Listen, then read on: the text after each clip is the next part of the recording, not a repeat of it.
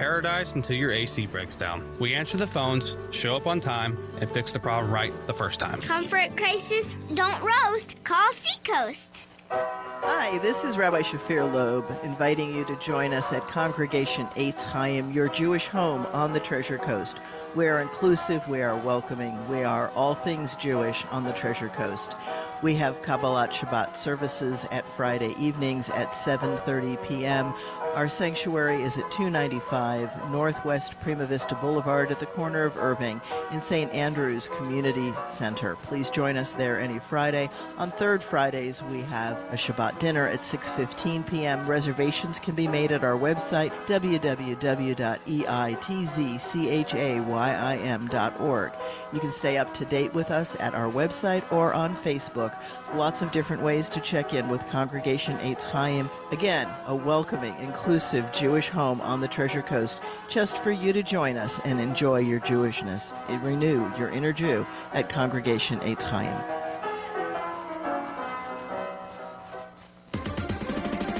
IRSC women's basketball team will continue the tradition of champions in 2024.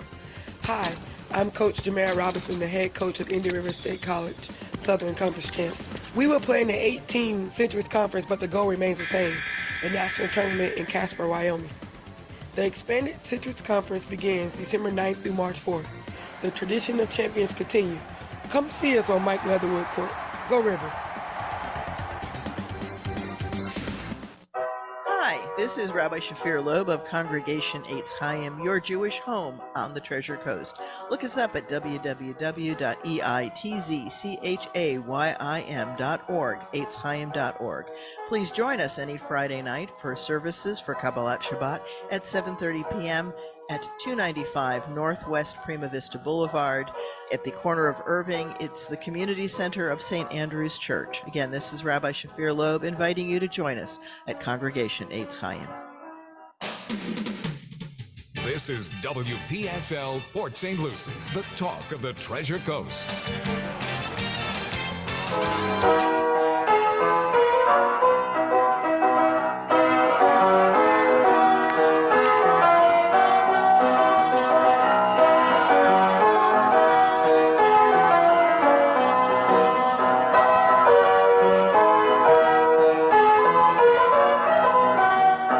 It is 10:08 at WPSL 1590, the talk of the Treasure Coast, and you're on Ask a Rabbi.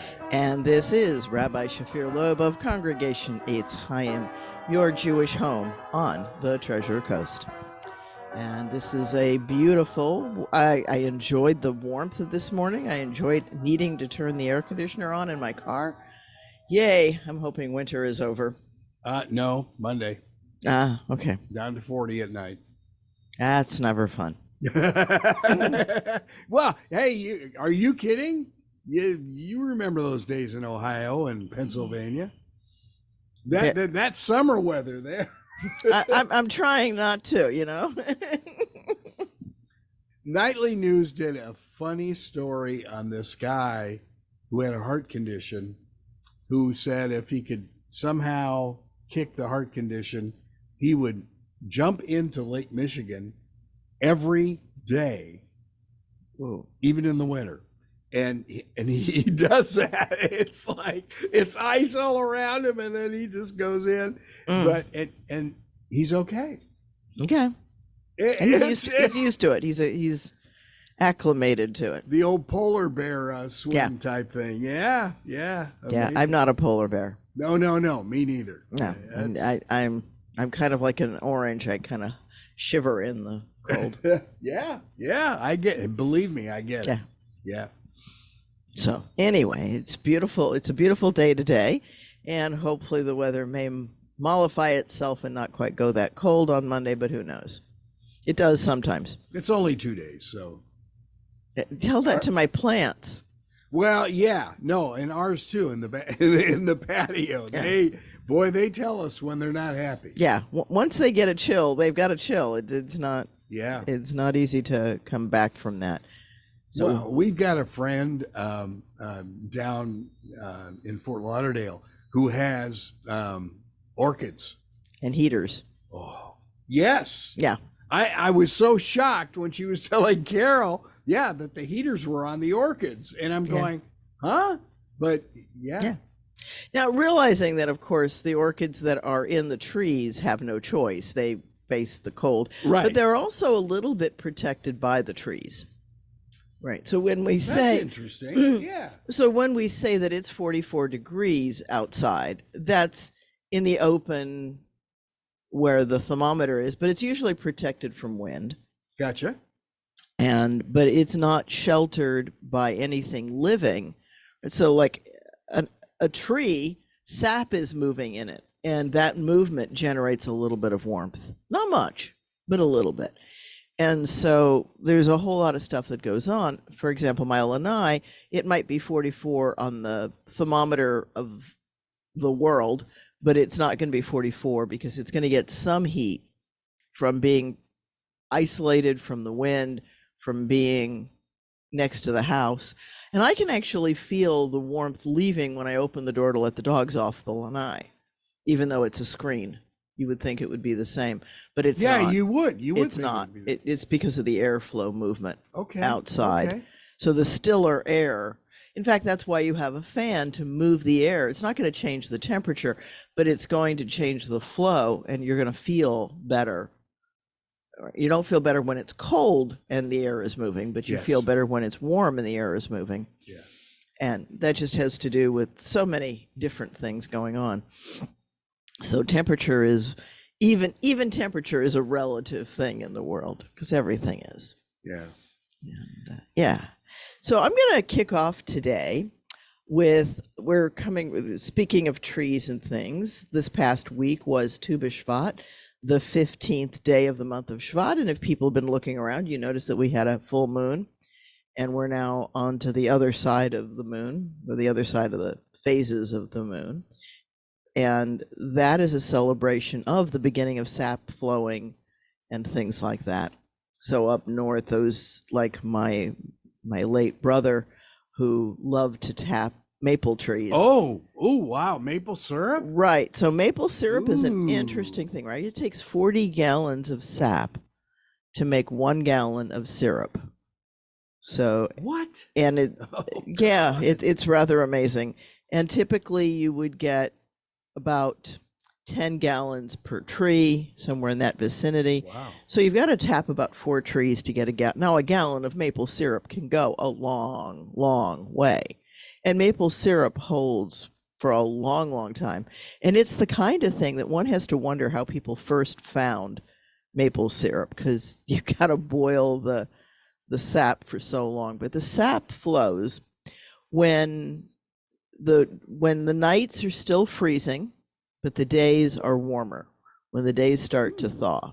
Okay. And that's when you tap it. And if you don't tap it, all of the sugar that would be in the syrup then goes up to the new leaves and those kinds of things. You're not harming the tree by tapping it. You're not taking enough of the syrup that it flows up and down, because it needs sugar to grow as well, just as we do. If we don't have sugar in our diets, we make sugar in our bodies.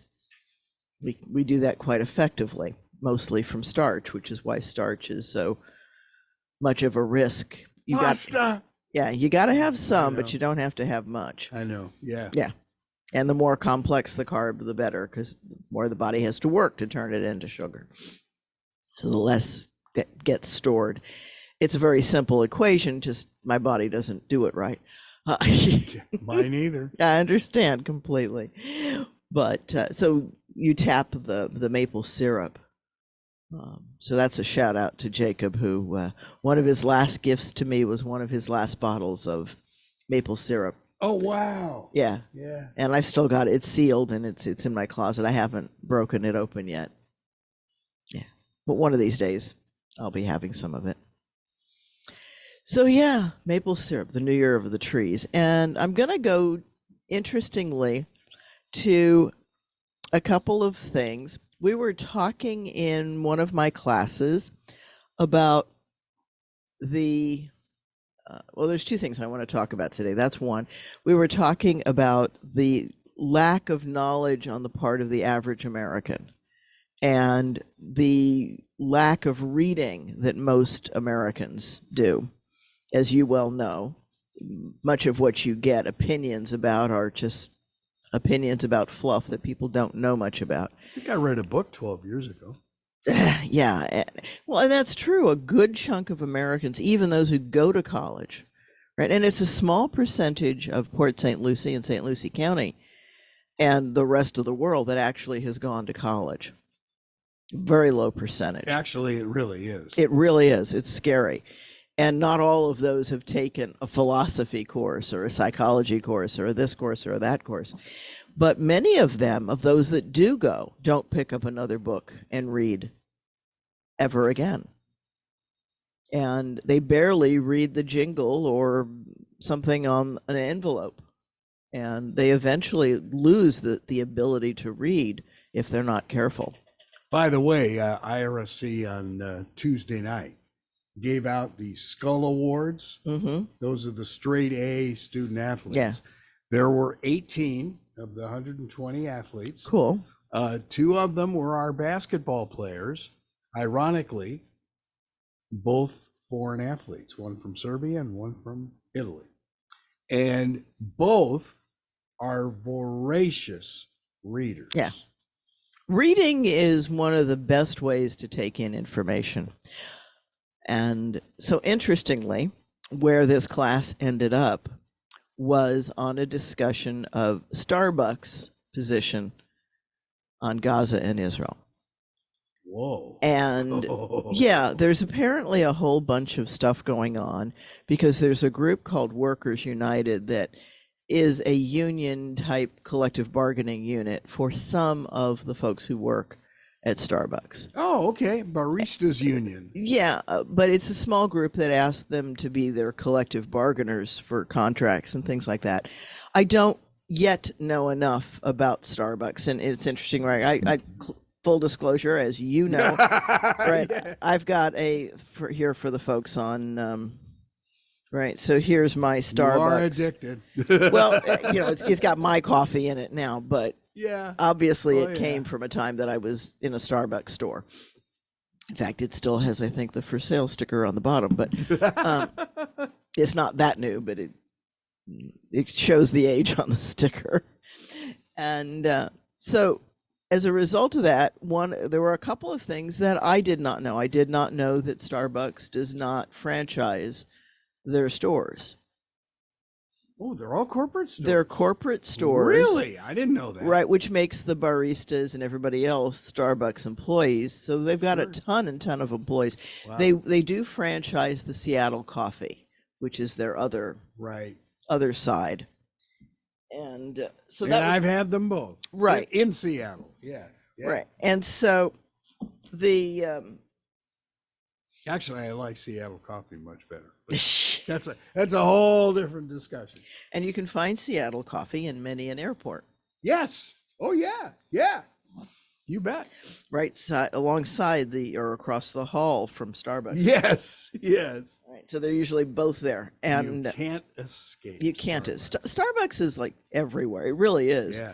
The number of little kiosks, say inside supermarkets, malls. Yeah, well, of course, malls would have it. Yeah. But even inside, I know that Target either has or had for many years.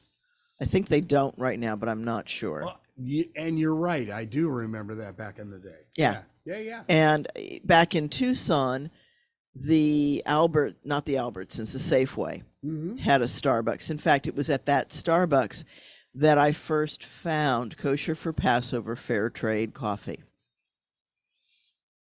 Whoa, yeah. Back up. What? So coffee, cocoa, and sugar are heavily infected, I guess that's a good word, by slave labor. Oh. There's a ton of forced labor in those industries because it's so manual, so miserable that nobody will do it voluntarily. Kind of like the diamond mines. Yeah, not unlike the diamond mines. And so because the trees are small, it's easier to hoist a kid into the tree and have them pick it. instead of going to school and learning to be a kid. So there's a very dark side to coffee. I never even thought of that. And what coffee, because of the way that it's manufactured and produced, is very often, you need to have it certified kosher for Passover, because the likelihood of other stuff getting into the coffee is very high. For example, in some places they put chicory in with it, which is not a problem. Chicory is not a problem, but it can have all kinds of additives, especially the flavored ones. And so coffee for Passover is certified. And the irony of that is if you don't get a fair trade chocolate or coffee, then you are likely using a product made by slaves to celebrate freedom from slavery. There's an irony that just goes over the top. Wait a minute. And repeat that again. I'm lost. If you don't know where your coffee or your cocoa beans are sourced, they may well be produced by slave labor. Passover is the celebration of freedom, Zman Cherotzenu, the time of our liberation from slavery. From slavery. And there's something, to me, very wrong about eating or drinking something or using something that is produced by slaves to celebrate my freedom. It doesn't feel the least bit right. It jars me. And as that was coming to, in fact, for a couple of years, as hard as it sounds, we did not have chocolate at my Seder's, which is a main staple of, in fact, on my way to the station today, I had a rice cake with chocolate on top of it. I love those. Mm-hmm. And that's often my go-to breakfast, because breakfast is often in the car. Yes. And Carol so something, and I remember those days. So something you can eat easily certainly helps. That aside, chocolate-covered matzah, chocolate Barton's chocolates, for all of those were mainstays for Passover. But as the infection of slavery came to light, we had to back off from coffee and chocolate, and to some extent even sugar, which is very difficult when you're trying to make a festive meal. Sure. Those are very helpful items. And I was walking out of the Safeway near my house in Tucson and happened to see a display by the Starbucks in their kiosk inside the supermarket, and glanced down and happened to see both the Passover symbol and the Fair Trade symbol on their Italian roast whole bean coffee. Wow. Okay. And so I grabbed it, and we ground our own coffee, which we did for a number of years. We don't now, but we used to. And so we had coffee for Passover, and to this day, I still put a couple of coffee beans on the Seder plate to remember the incidents of slavery in our food chain. Wow. Because it's so important, and it's one of the things that we as a species need to work at. That transcends national boundaries, that transcends football teams or basketball teams. It is something we have to work at.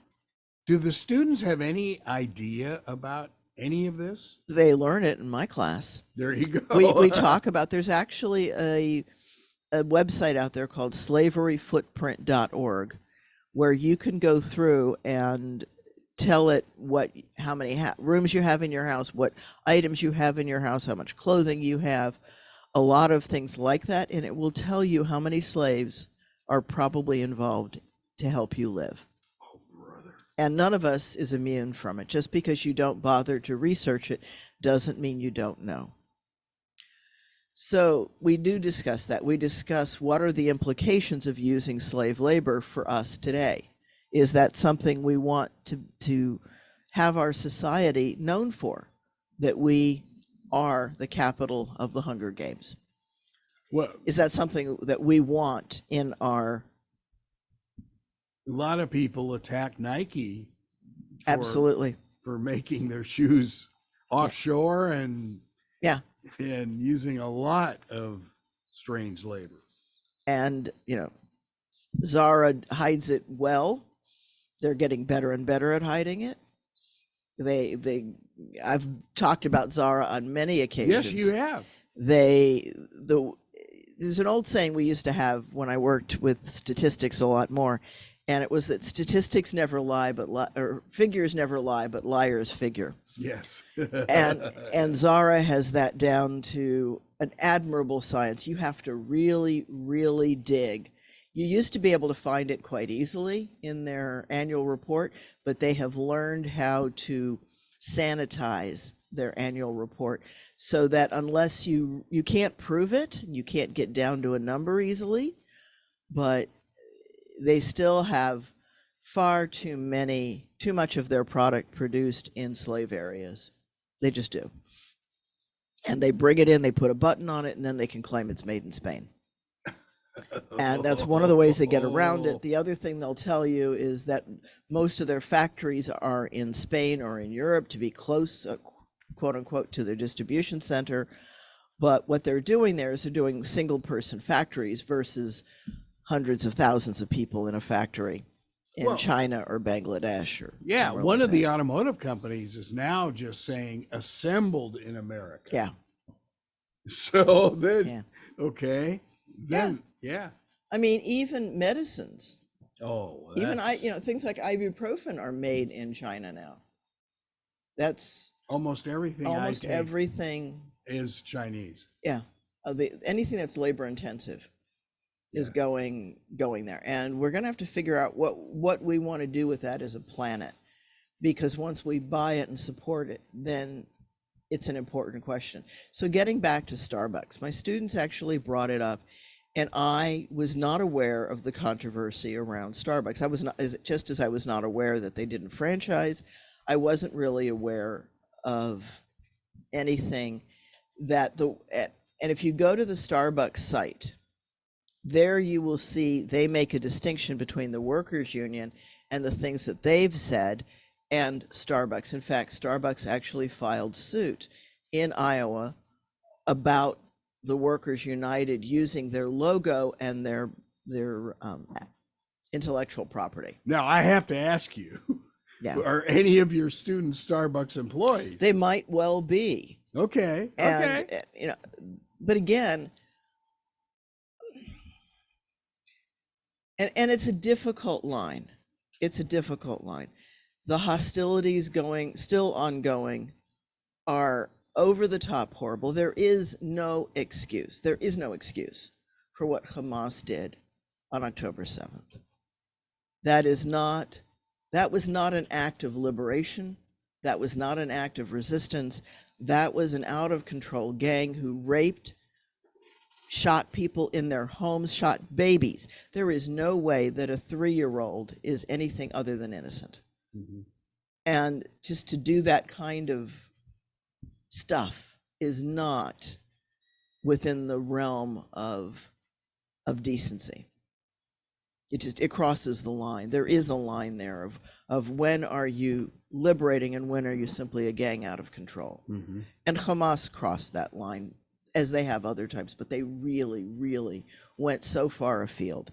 It is not okay to rape somebody. It just isn't, ever. Interesting story that I heard on the way in on WSTU out of Fox is that Putin is now talking end everything, and Ukraine can join NATO. It would be nice. I would love to see that. We keep the 15%.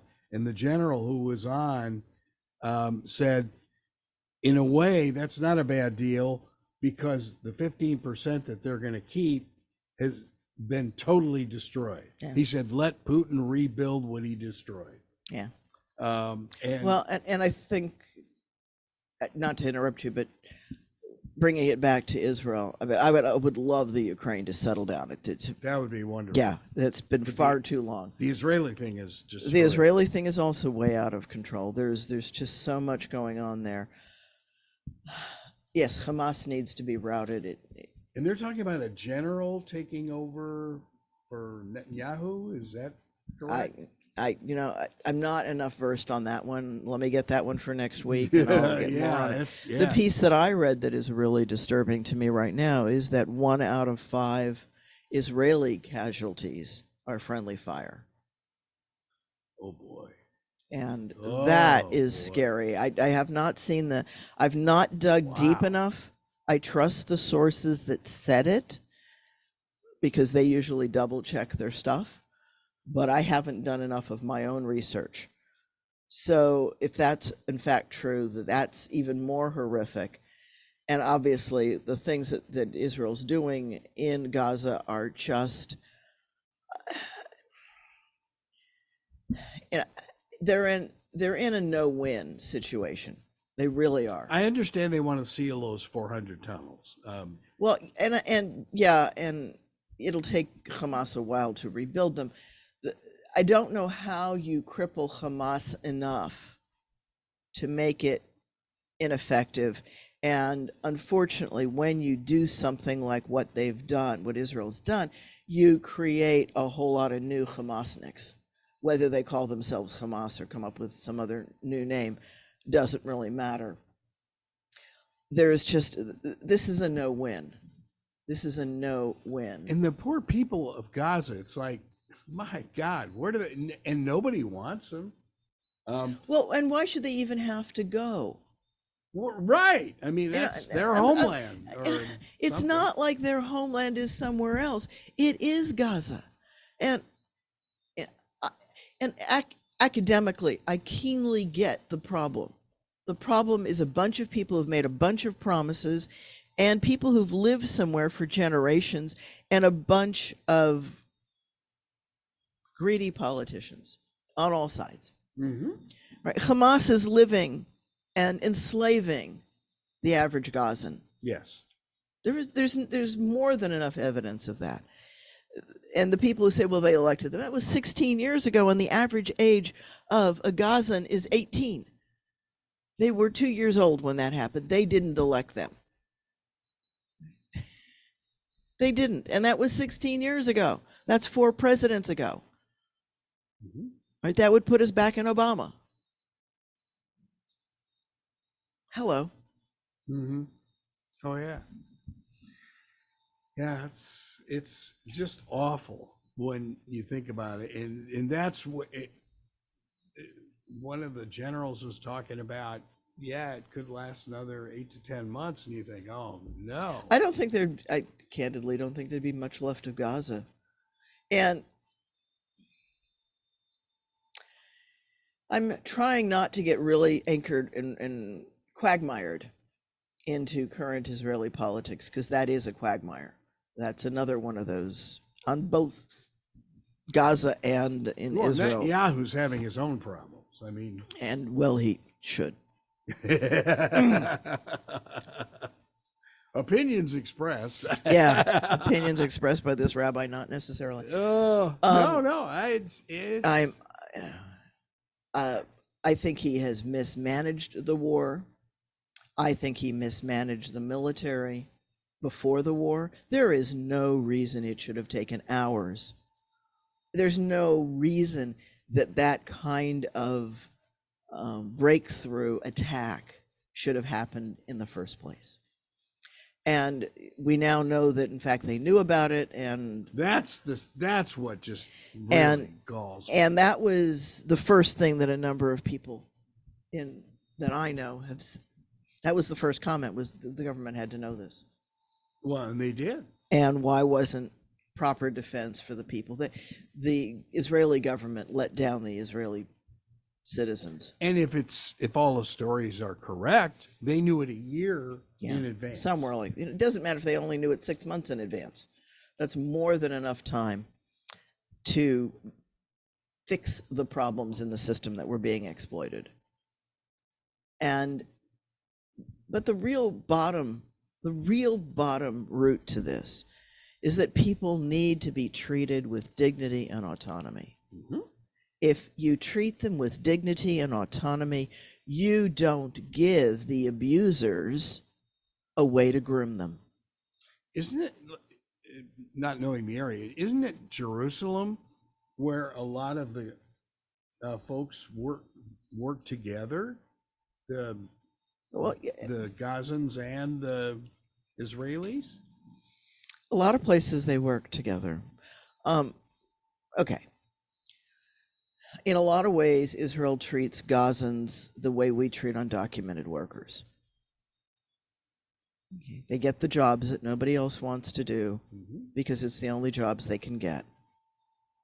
And they're not educated. Well, I shouldn't say that, but I mean, Well, some Gazans are because they have doctors and lawyers right. and the like, and business people and on all of that. But no, the level of education is not very high, and the level of education in southern Israel is not very high. And I tend to think that both of those are not accidental. Because with education comes critical thinking and a little more thinking about things and bothering to research them. What's wrong with that? It scares people who want to be in power. Politicians. Jeez, it all comes back to politicians. Yeah. Oh, Which is God. what Hamas is. It's a murderous, heinous terrorist organization, but they are politicians. They're trying to milk by pretending to lead the people. And the reality is that a good leader finds out what the people really wants and helps them get it. Mm-hmm. That's a good leader. Exactly. And neither side has that in reality. Both of them are controlled by small groups and living off the fruits of the people. It's unfortunately the type of personality that tends to want to be in those roles are usually not what Plato would have called the philosopher king. So asking for good leaders is not something new in our species. We haven't mastered that as a species. And so pulling it back to Starbucks again, Starbucks corporate has, the only thing they have said is that they are against violence and hate against all innocence. And granted, that's in some ways a political football because who's innocent? But the reality is that nobody should be punished for something they haven't done. And yeah, there's so much hatred that's being fed. And the reason that people glom onto that is because it gives them a sense of significance. When you hate, you feel significant. And so if you can't achieve significance in any other way, then that becomes a pathway. NBC Nightly News had a piece on Turkey, and that they were opening up the gates for injured Gazans. And, I think that's a huge step, I guess. And I don't would know. imagine that the average Gazan is afraid, even if they're injured, to leave because they're afraid they won't be able to get back. Why not? Because Israel has a history of not letting them back. It's a tip of the iceberg. What makes it onto the media is very much the tip of the iceberg. And very few people are really educated on what's going on. And there are so many players in this game that have other agendas. And what I'm really saddest about are their kids that are being raised on this garbage on all sides. And it's time, neither narrative is accurate. Narratives always glorify your side. And the glory has so far exceeded, it's kind of an Enron thing, right? The debts far exceed the paper assets, let alone the actual assets. Mm-hmm. And that's true on both narratives, to use a business analogy on it. They have so inflated the stories, and And it's all aimed at making sure that there isn't peace. These are not, the folks that inflate the narrative are not peace loving, period, no matter how they want to paint themselves. They're not out for justice. They're not out for autonomy. They're for anyone other than the elite few. It's kind of an animal farm situation where the pigs are taken over. You've got what? Qatar that's trying to broker peace. Yeah. I guess. We're doing at least some. They're at least they're willing to talk to Israel and be a part of that. Here's an interesting piece out of Qatar that you might.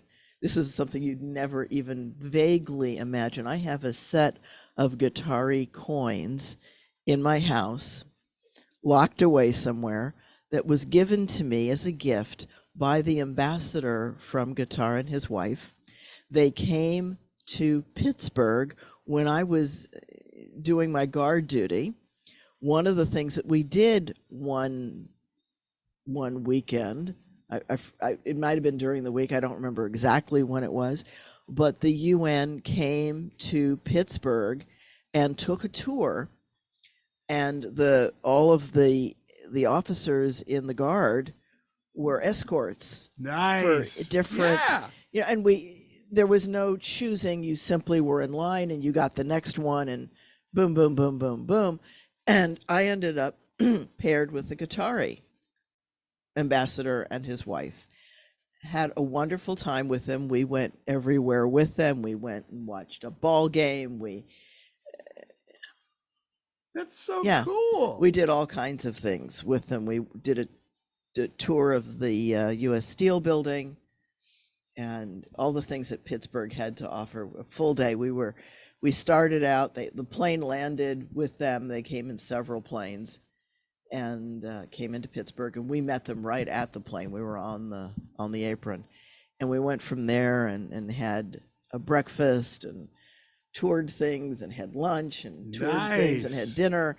And then at about 10 o'clock at night, they got back on their plane and headed back to New York. So it was a very full day. I don't know how often they do that or did that, but it was definitely an interesting experience. And so I learned a lot about Qatar in that time. Nice. Yeah. Huh. They seem to be rather advanced. I think that most of the Arab and Muslim countries are much more advanced than the average American. We think of them as being somebody running around in a keffiyeh and riding a camel. No, they're riding around in Mercedes and Rolls Royces and Cadillacs. Yeah. I mean, what we consider luxury cars here are just too low for many. Now, that's not to say there aren't horrible lives for people who are very poor also in those areas, because that's just part of what is. And I have no doubts that there are slaves in those areas, just because I have no doubts. And so there's many things that people aren't aware of. For example, most Muslims are Asian and not Arab. But Qatar is Arab. So, yeah.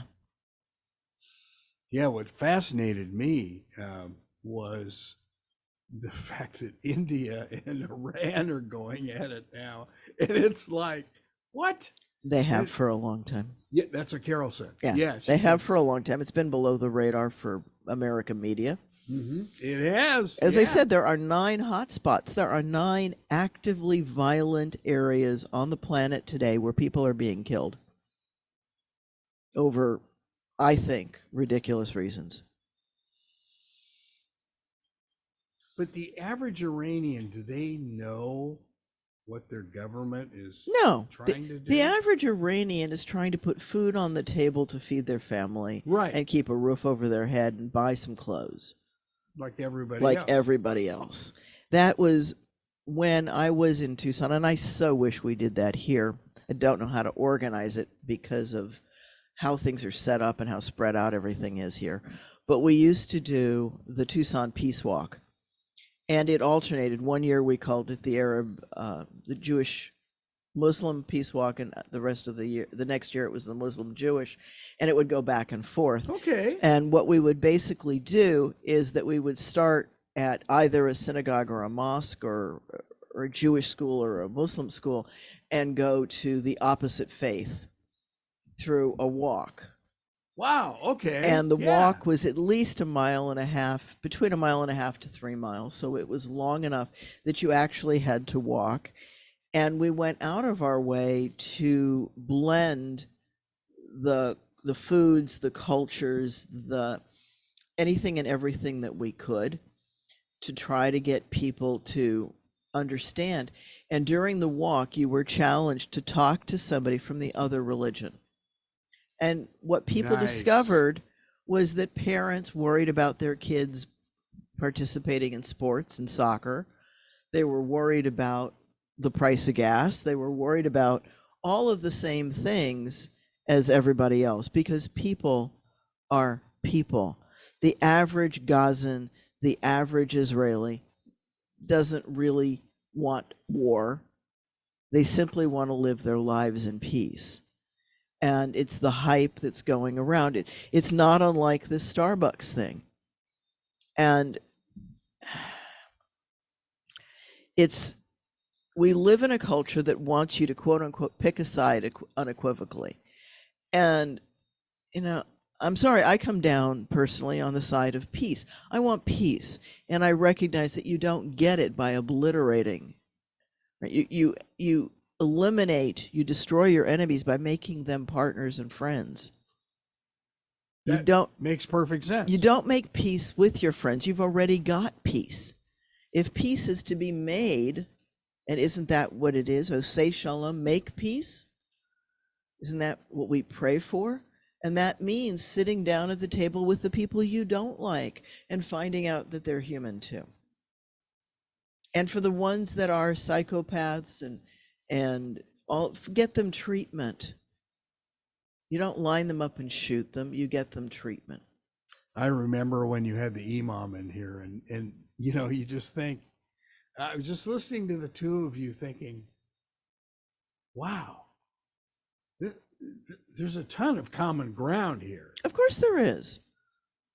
There is no difference between, there is no such thing as a Christian God, a Jewish God, a Muslim God. God is God. God is the creator of all, including all of us. Last I checked, we all have 23 chromosomes, pairs. We all have red blood. We're all humans, and there are very sick people. There are people who have psychopathies, right? Not healthy psychological makeups.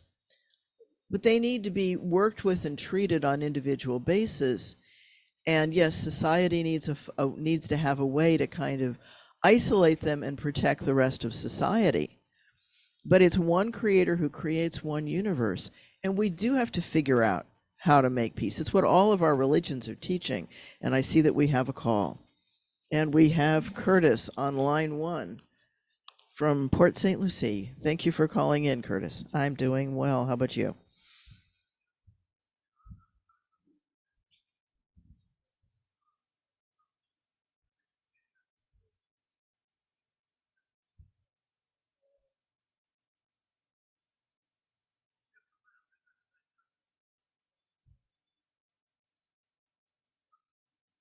Oh, wow.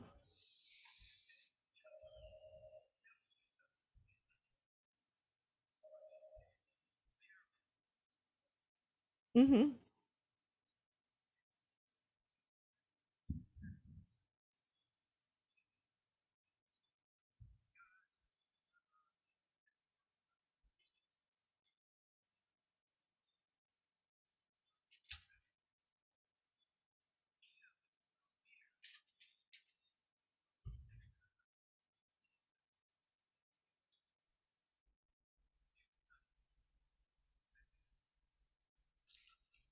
Yeah.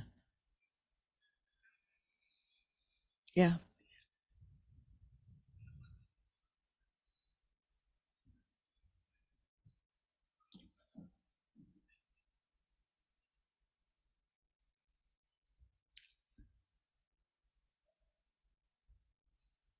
Well, maybe not even. Maybe don't even look like them and sound like them, but are saying the things that make them feel important and significant. So I will offer that. And for those, and Curtis, bear with me. I'm going to try to paraphrase what you said, and because there are people who can't hear your voice, unfortunately, the folks on Facebook. And so what Curtis was talking about was having been out at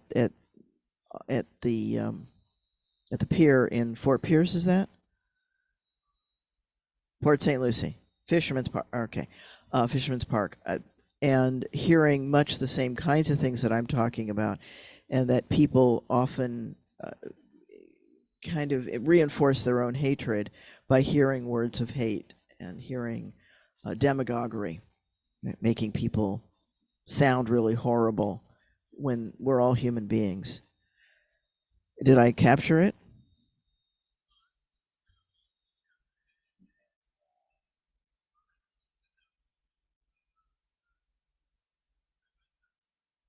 Mm-hmm.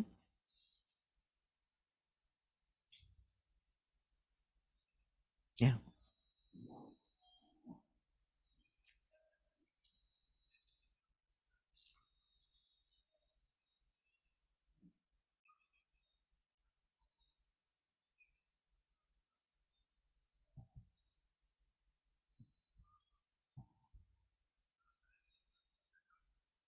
Yeah. Yeah. Yeah. Yeah. I'm not even 100%. My father came in legally. Uh, yeah. My mother, yes. My father, not so much. I don't know. But yeah, he's long gone, and I was born here, so thankfully, and I was a small kid when he was naturalized. But yeah, the people who come into the borders, I, I'm even going to go and say that some of them don't even know that they're coming in illegally. They've probably been sold a package by somebody who just says, "This is how you get into America. This is," and so they're just being hoodwinked on all sides. I think there's a lot of that, and of course, the children in arms that are being carried in by their parents have no say. And again, they often end up with the jobs that nobody else will do. And yeah, you're absolutely right, Curtis. Italians came here through immigration. Some of them kind of crept over the border from Canada, or kind of just landed on the shores. Well, mine came from Rochester and Buffalo. Uh-huh. Right, Little Italy. From Italy. Yeah. You know,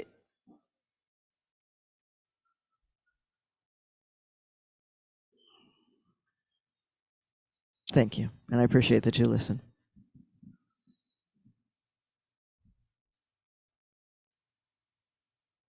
Wow.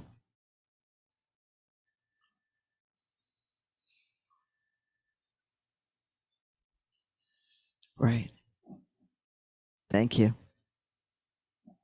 Thank you very much for that, Curtis. Yeah, I appreciate that. And I really do. I hope that people listening to the show are exposed to new ideas and new ways of thinking. Not that, and I don't pretend to know all the answers. I by far don't. And as I said, one of my students sent me to doing some research on Starbucks. I learned things about Starbucks I never knew. And it's much more than just paying some significant number of dollars for a cup of coffee. Tasty as it may or may not be. But then I'm not always sure that I remember the difference between a latte and a flat white and a cappuccino. Yeah.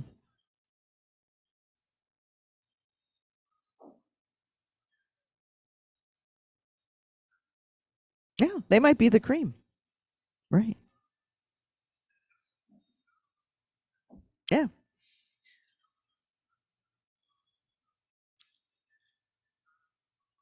Wow. Yeah. Somebody who had COVID 9 times. Wow. That's impressive that he's still vertical. Wow. 9 times. Okay. Woo. Um, his body is able to fight it, but not quite enough. Uh, Thank you for that, Curtis. Really appreciate it. And thank you for watching. Yeah, thank you. Have a good one, Curtis. So, all right. He's a good guy. Well, talking to somebody who's teaching all kinds of things, but who's had COVID 9 times, I can't even begin to try to think of having COVID 9 times. And my heart goes out to those who've had COVID any number of times. And we've got new strains out there, and COVID, as I predicted years ago, is here to stay. God, it's hard to believe that 2019. No, and you said it very early on. This is not going away. It's not going away. It's gonna. I said then it's going to be at least a 2-year event, and it's not going to go away after that. And sure enough, we're living that. Mm-hmm. And yeah, but what I will say that I am, I'm encouraged and pleased by, which I see at Kaiser. I see people who are there who are not feeling perfectly well are wearing masks. So they're not sharing it with everyone else. And that to me is huge. Yeah. No, that's good. Right. That is really huge. And it's funny, I see more people in Publix. Yeah. Wearing masks. I see people all over with masks. Yeah. And I thank them, because if you're not well, please mask up. We're not asking you to become a hermit, but just don't share. Mm-hmm. Right? Don't share those germs to people who may not be able to fight them off. And please, folks, please wash your hands. It's not rocket science. We have known since biblical days that washing your hands makes a difference. That's why Jews do it. We're supposed to anyway. We're supposed to wash our hands every time we come out from that little room and every time before we handle food. And we actually do that in the synagogue. After the services, before we break bread, I symbolically wash hands for everybody to remind everybody. And some people do. They'll go to the bathroom and wash their hands, or at least the kitchen sink that's there, and wash their hands before handling just a little bit of refreshments. And we're not talking heavy food. We're talking cookies and cheese and fruit, things like that. Sorry, I'm a baseball player, so I'll wash it with dirt and a rosin sack. Actually, the Muslims talk about when you prepare for prayer that if you can't get to water, you can use sand. Really? Are you serious? Yeah. Well, if you think about it, if you rub your hands in sand, and the sand is relatively clean, then your hands are going to get sanded. Okay. Right? So I was just joking. Yeah, I get it, but there is some truth to that. Okay. Not mud, but yeah, dry sand is a very good cleaner. That's why we sandblast things. Uh-huh. So yeah, don't think you do the nose ablutions when you do that, but yeah. I'm sorry. Yeah. So anyway, I think that in most cases that whatever we see on the media, whatever we hear from our friends, is just the tip of an iceberg, and we don't know what colors, what shapes, what's below the surface. So be kind to yourself and definitely give others the benefit of the doubt. And let's make peace between ourselves and with ourselves and among everybody else. It is possible. I believe that. I just believe we haven't done it yet. So on that note, we meet tonight at 7:30 at 295 Northwest Prima Vista Boulevard at the corner of Irving in the community center of St. Andrew's Lutheran Church. It's Rabbi Shafir Loeb for Congregation Eitz Chayim, and this has been Ask a Rabbi.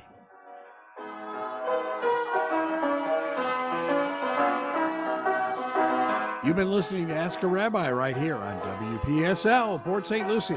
Talk of the Treasure Coast, webcaster to the world on your TuneIn app.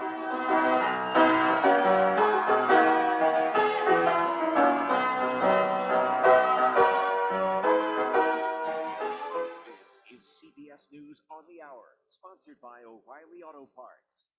I'm Steve Kathan. Former President Trump didn't stick around long in a New York courtroom this morning as a lawyer for E. Jean Carroll gave the closing arguments in the civil defamation trial. Carroll's legal team made the closing argument that Mr. Trump acts like rules don't apply to him and that there needs to be a large financial penalty. At that moment, Mr. Trump stood, left the room. CBS's Errol Barnett says earlier the judge had a tense exchange with Trump's lawyer. The judge said, quote, "Ms. Huber, you were on the verge of spending some time